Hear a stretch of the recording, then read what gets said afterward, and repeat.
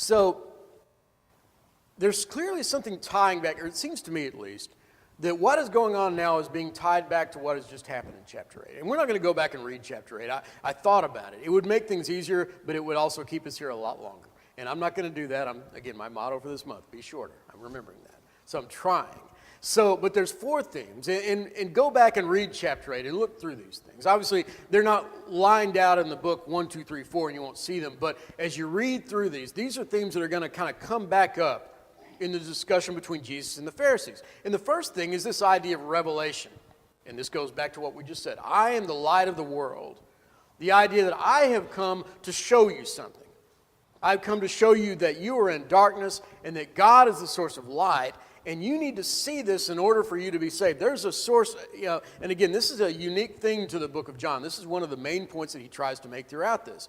And he makes the point that you reject me. Why? Because you cannot bear my words. You can't take it. And that's the theme, isn't it? When John talks about this idea of that the light is coming to the world and men have loved darkness rather than light. They've rejected it because they are not of this world. And Jesus talks about that in chapter 8. You are not of this world. I am from above. You are from below. There is a distinct difference in their nature that's going to come out. Now, the second thing that comes out is the idea of witnesses. The idea of reliability. The first thing that the Jews say in chapter 8 when Jesus says this is what? You bear witness about yourself. Your testimony is not true. In other words, you're telling us all those things. You tell us that you've been sent from the Father. You tell us all these points, but you're the only one that's saying this. Therefore, you must not be telling the truth. Now, they're going back to what the law says, which is in the words of 2 or 3 witnesses, everything will be established. They're kind of going a step beyond that and saying that since there's only you, that must mean that your testimony is false. You're not telling the truth because there's only just you. Now, there's a couple of things that Jesus says to that in chapter 8. He says, first of all, your testimony is flawed because you judge according to the flesh. My witness is true because I speak truth. In other words, it doesn't matter if nobody else knows this. I was there. He says, I have been in heaven. You have not. I know where I've been. You don't know where I've been. I have seen these things, and I am not declaring to you, and you need to believe them. Why? Because they're true. Not because I can prove them, but because they are the truth. And he says, I bear witness, my Father bears witness. And so now he brings in witnesses. He says, all right, you want witnesses? I bear witnesses of myself. My Father bears witness of myself. And oh, by the way, one more person bears witness of myself. Because he says, Abraham rejoiced to see my day. He saw my day and was glad. And they said, of course, you're not 50 years old and you've seen Abraham. And he says, before Abraham was, I am. And that's when the riots started.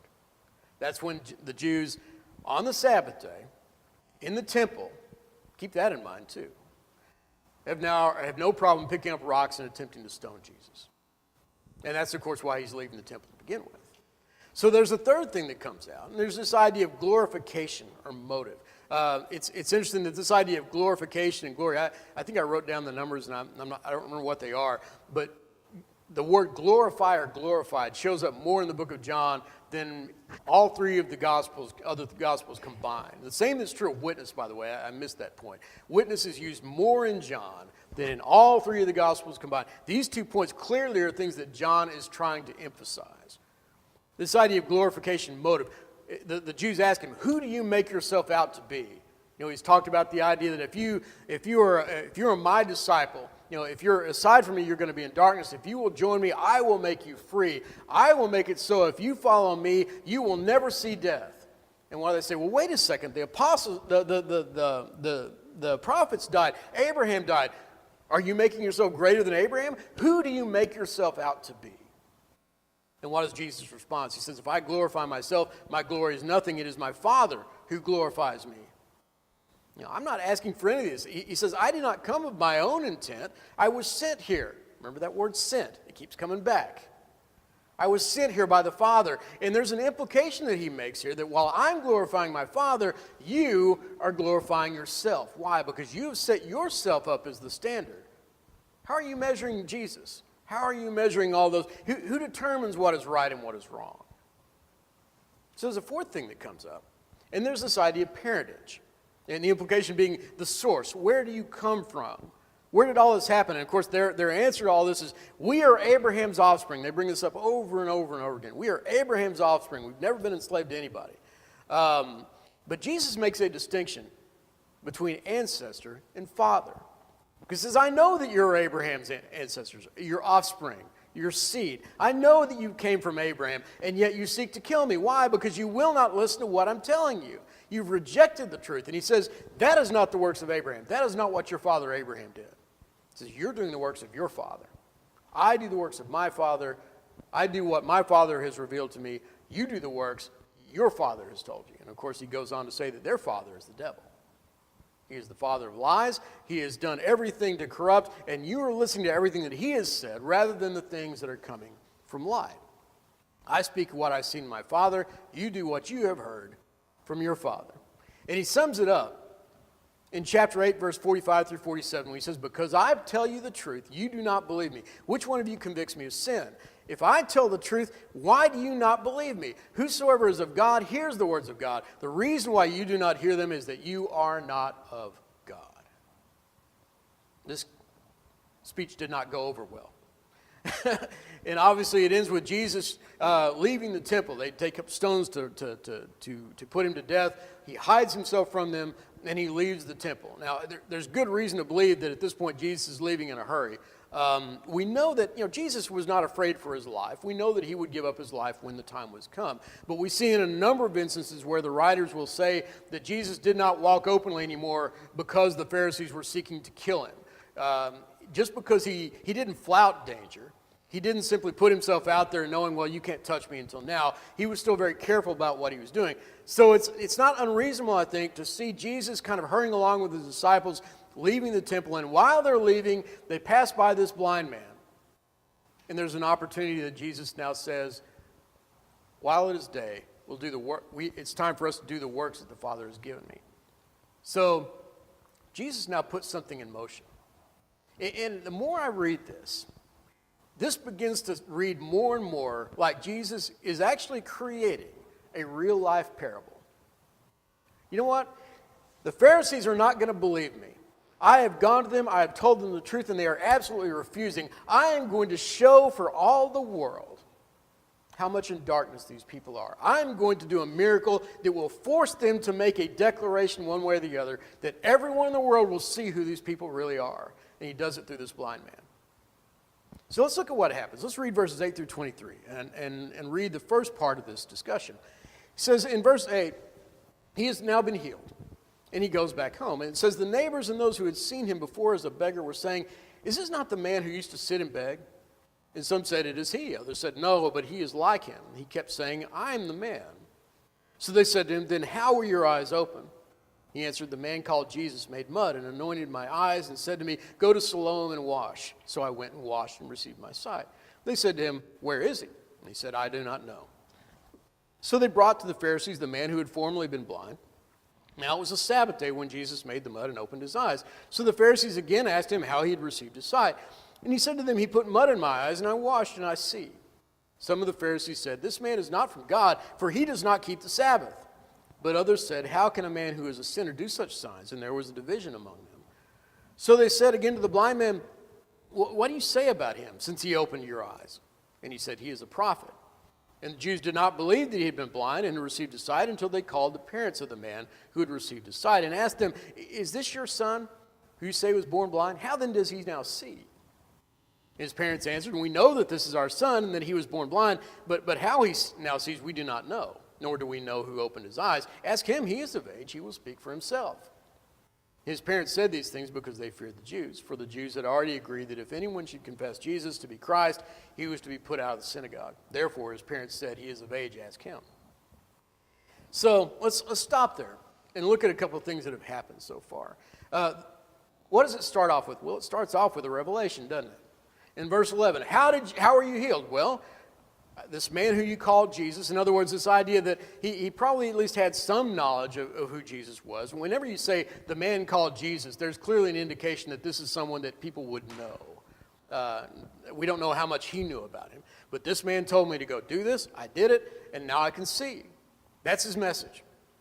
Pretty simple. There's no discussion about Jesus. There's no discussion about who he is or what he is or anything other than the fact of the facts of the matter, none of which can be disputed. So now, the neighbors, we assume it's the neighbors. It doesn't say who brought him to the Pharisees, but we assume that's who it was. So why did they do that? Well, we've already seen, we saw in the reading there an allusion to this, that the parents were afraid to confess what had happened because they knew that the Jews were casting people out of the synagogue who were disciples of Christ. These men had been going around telling everyone who would listen, this man is a sinner. He is a blasphemer.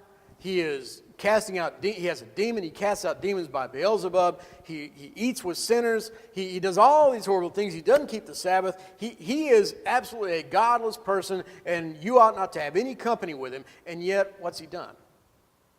He's just done something pretty remarkable. Now, there's some miracles you can explain away. Okay. He healed a lame man. Well, yeah, the lame man probably got better, and, we can see that. He fed the 5,000. Yeah, I bet that was exaggerated. There weren't that many people, and there probably were more food, and they found a way to do that. Even a blind man, raising from the dead. Well, yeah, but she wasn't really dead. She was just asleep. There's always things that you can do. Even a blind man, well, yeah, he lost his sight, but now he got it back. He recovered. That happens. People that are born blind do not become sighted. It just doesn't happen. And we're going to see later, this man makes the point, never in history has something like this happened. This is truly unique. And so now we have a problem. And you even heard it even among the Pharisees, because they're making the acknowledgement. Some of them are saying, how can this man be a sinner if he's doing this? This is something that is, we can't just explain this away. And I would suggest to you, I think the reason these people are bringing him now to the Pharisees is because they need an answer. Look, you've been telling us a lot of things about this man, and yet look at what he's done. Or look at what has happened. How do you explain this? And so they attempt to explain it. And of course, the problem then is, how could it? How could this happen? And so the response, first of all, the response, first of all, is that whatever happens, we know that Jesus didn't do it. Why? Because he is a sinner. Well, what do they mean by that? Why is he a sinner? Well, he's a sinner because he does not keep the Sabbath. In other words, he healed this man on the Sabbath. He violated the law. Therefore, he is not from God. Therefore, he could not be this person. He is not from God. We're going to reject Jesus out of hand because we've already judged who he is. We know where he's from. They're going to say later we don't know where he's from, but they claim they do know where he's from. We kind of see them going back and forth on this. But the idea, again, that Jesus talks about the fact that you have rejected me because I am light and you are darkness and you cannot bear my words is being played out right off the bat. Because right off the bat, we're going to say this man is not who he says he is. So how do they discredit that story? Well, the first thing they're going to do is try to discredit the witness. That idea of witnesses. All right, you brought your one witness. And they make the point. The first thing notice the second thing they ask him, what do you say about him? Can you imagine, do you hear the wheels kind of going in here? What do you think about this guy, Jesus? Who is he really? You see where they're going with this? And he has the courage at least to say he is a prophet. Now, half of Jerusalem believed that Jesus was a prophet. This wasn't anything unusual. But do you see what we've done now? Well, see, they're going to accuse him of this openly later on, but now we're putting something in motion. He's a disciple. He's one of Jesus' people. That's what's going on here. This is all a setup. This is just something that they have done to try to concoct some miracle. So what do? Let's call his parents. In verse 18, it says they did not believe until they called the parents. And the parents, again, as fearful as they were, and the fact is they lied about this. This is something that cannot be understood. His parents lied to the Pharisees because they knew how he'd been healed. They had to have known.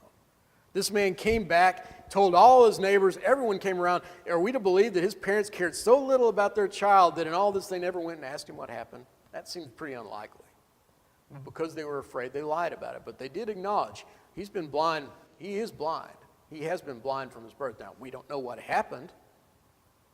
So, the facts of the case now are beyond dispute.